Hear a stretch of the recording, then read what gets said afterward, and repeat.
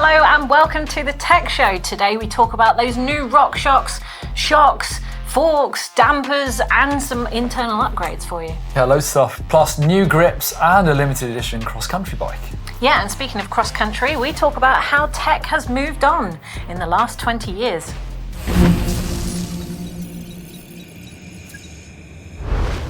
Okay, so times have moved on in the last 20 years, and it kind of weirds me out a bit, Neil, to think that 2004 is 20 years ago. That's starting to make me feel really old. And 20 years ago is quite a long time in XC tech terms, because back then we were riding aluminium or fancy scandium hardtails with 100mm forks. It was a 26-inch wheels with latex tubes blown up to like 50 psi.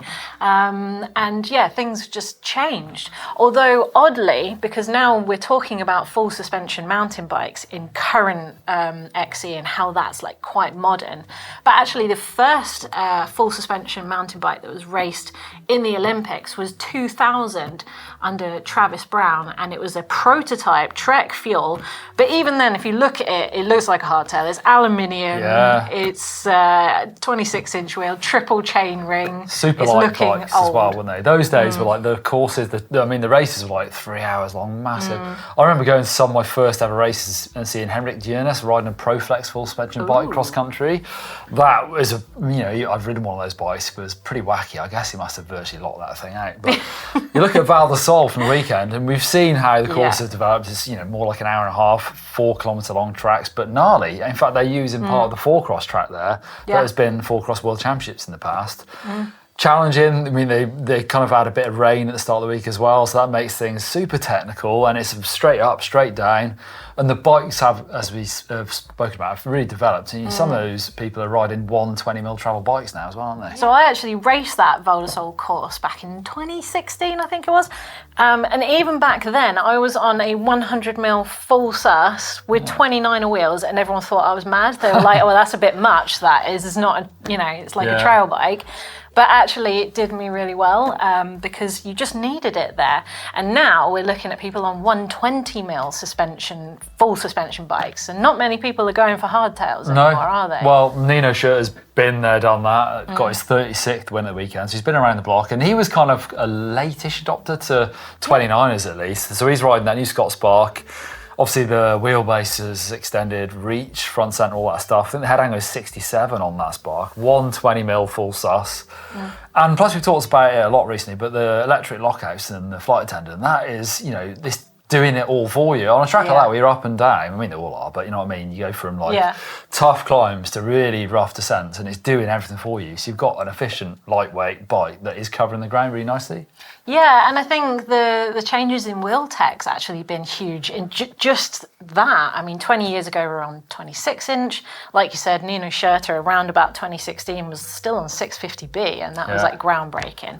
Now we're all on 29ers. That's a standard. But rim width has gone to like 25 to 30mm, which was previously kind of trail territory.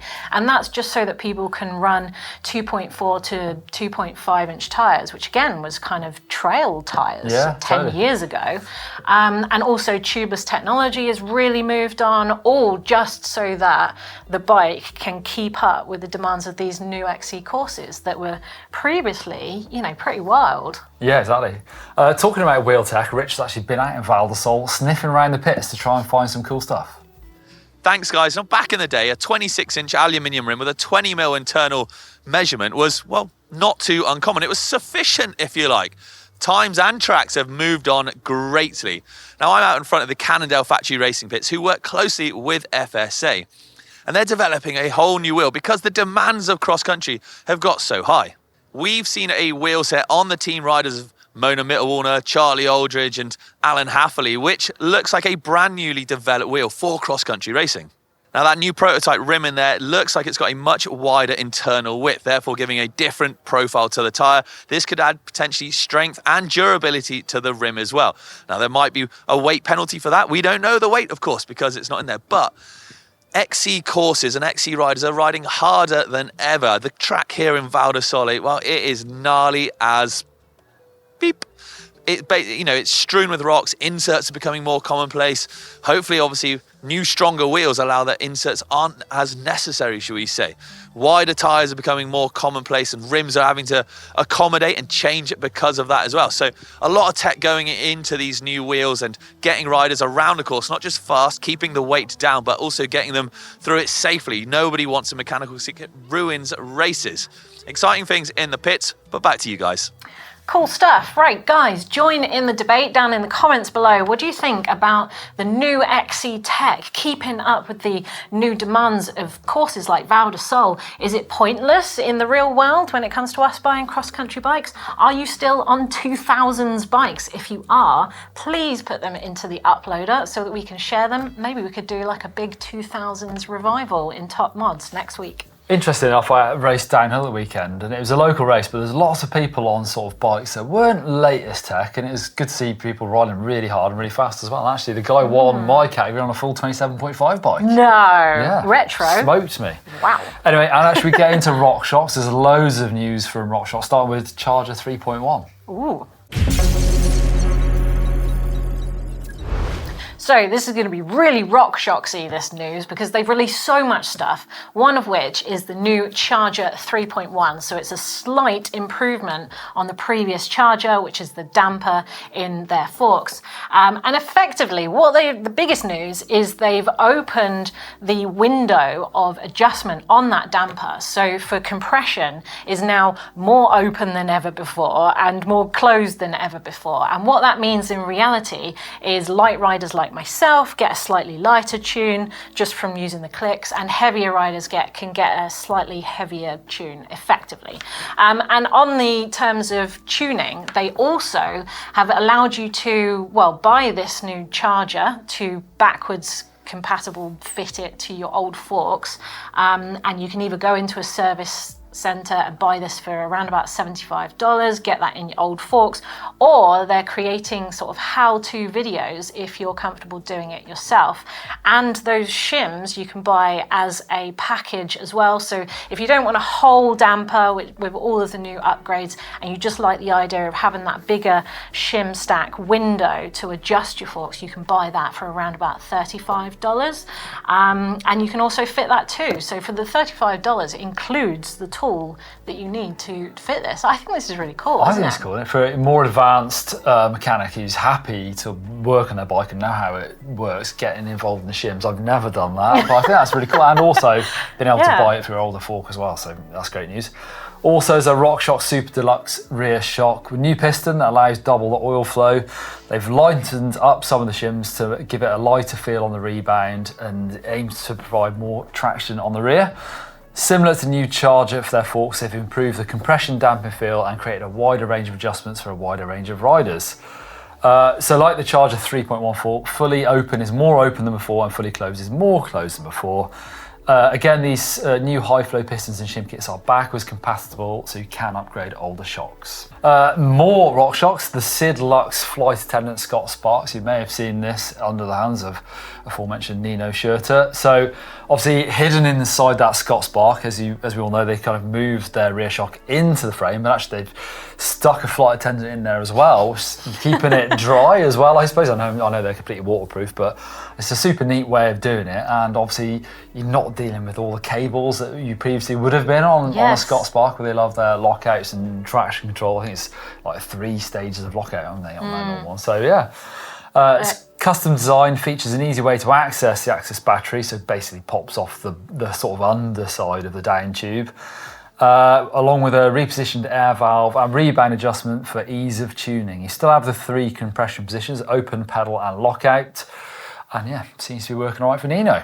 Yeah, and one last thing on RockShox. I promise you, this news is not sponsored by RockShox, but the Zebs are red. Zebs red, baby. It was really popular in the races, so they've decided to release it to the public. And they've also resized some of their bushings across all of the forks, so the pikes, the lyrics. It's been a complaint before that the bushings often have to be resized to make them nice and supple. Now they've resized them for you, and you can upgrade that too. We've got some stuff, Neil. We do have some grips, although I've seen these in Sea Otter earlier in the year. So the new PT's Monarch grips. Got 2 different style of grips and then 2 different sizes. I don't know what I've got here, but I'm taking some. Got loads. Are you? Can't.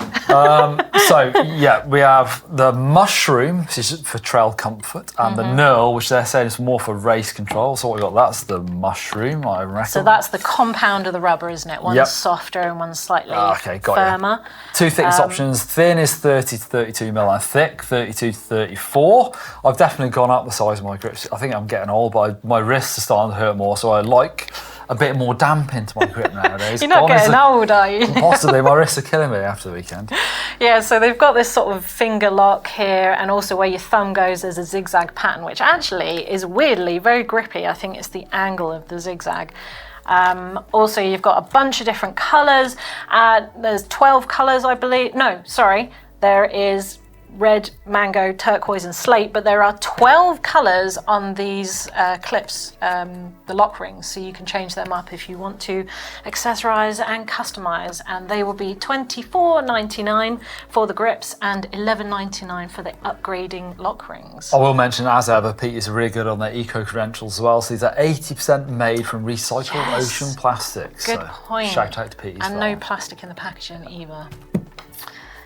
Right, and last but by no means least, Neil, is a fancy XC. So this is the Ibis XC, which usually comes in completely raw. They've done it in a limited edition Mercury Silver, which looks pretty good with those sort of gold decals, which seem to match the new gold Fox forks. Apparently they're using automotive grade paint jobs so that it's super lightweight and durable and is hugely time consuming, but that is a nice little upgrade. Right, into the quiz. Last week's question was, what companies did Paul Turner go on to build after working with Keith on the Castrol show bike? The answer, RockShox and Maverick American. I did not know that. Yeah, so I think most people know Paul Turner from RockShox for sure, but then we only had 2 winners on the screen. So Tim and Bill, well done to you for knowing your retro knowledge there. Yeah, very good. But yeah, something maybe slightly easier here because you should know the answer. We've kind of given it to you in the show. So Scott have released the new XC bike and integrated it with the RockShox automated suspension. But what is that range called? Is it A, Sidlux, B, AXS or Axis, or is it C, Flight Attendant? Do you know this? I do. I can't wait to see what they can do next with it as well. So interesting times. Okay, top mod for you, Neil, and I feel like you've done something similar to this, actually. Well, I did get the scissors out. I was diving in my recycling bin this weekend to make a number plate holder for my downhill bike, but nice. It wasn't that nice, but you can't see it, it's behind the number plate. That's all right. You should send it into our uploader. I'll send you the link. All right. But we've got one from Cyclist134, blah, blah, blah, who's made a pivot guard. It's effectively like a mud guard. He's just cut up an old Choily designed sort of knee pad packaging to make this mud guard, and then he's used a sort of Velcro strap to make sure it's removable for when he's cleaning, but effectively stops mud collecting in that sort of massive area of his suspension down there. It's brilliant. That is a top mod. Some bikes come with, what do they call them, like the loam shelf sort of protectors.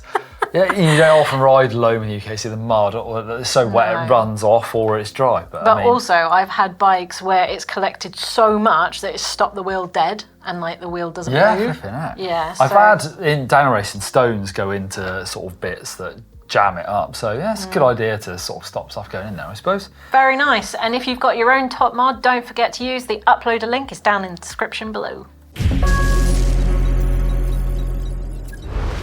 Comments talking about batteries all over your bike. Top Choice says, I have enough headache with charging my phone. Imagine my bike. Yeah, fair play. Andreas says, oh yeah, battery in the shock fork shifter, seat post, not for me. One battery is enough. Well, Josh, behind the camera, we went for a ride last week and we borrowed some of my bikes that I may have forgotten to charge any of the Axis batteries on. I reckon there was 5 on 3 bikes that weren't charged. So I've just ridden to work and can you tell that I've now got a single speed because I left my battery on charge. You were bombing along in that gear, flipping out. Francoin, probably pronouncing that wrong, he says, if you take what you can from motocross bikes, the future is bigger diameter shims in both forks and rear shocks. Lends itself to a more sensitive setup. Well, we've actually seen this. Like, RockShox have just used different shims in their new Charger damper, and also Fox have used more shims because thinner shims in a bigger space gives more sensitivity. So you're way ahead of the curve there, Francois. That's it's interesting, happening. actually, yeah. Gregory Tripodi says, the headache is how you learn. All this automation is making us dumber. Pretty soon we won't know how to do anything. Interesting topic, thanks. Yeah, so I likened this to like your new BMW, and you open the hood and it's just like a black box, and you're like, well, you're not fixing that, are you? You compare that to a Land Rover where you can fix everything, but it's normally the BMWs that do work and the Land Rovers that don't work. If it all works, then great, you don't have to touch it, but I get it, totally. Cool. So what we're looking forward to this week is the worst forks ever. So we're going to the opposite end. If you watch the worst forks ever on GMBN, well, I tried some £142 AliExpress forks. Well, I took them to TF Tuned, and this Saturday we're doing a more in-depth video on what TF Tuned found on the inside of that. They were impressed? They thought it was a wind-up. Are they reverse engineering their own fork to release to the mountain bike market from what they found inside those? They thought it was a joke, but you should watch it because it's really interesting. I was going to throw back to actually Anna Newkirk's steel downhill bike, which I think is super interesting. It's the first downhill bike we've seen on a World Cup podium in about 20 years, I think, since the Sun Radical. So in steel. I do know Nico Mullally rode a steel bike at the weekend as well. So he's playing around with the materials. Yeah. Interesting, yeah. So if you want to see that downhill bike, that was last Friday's video on GMBN Tech, which you can watch now, now that we've ended the show. Yeah, I'll let you leave. So thank you for watching, and we'll see you again next week. Yeah.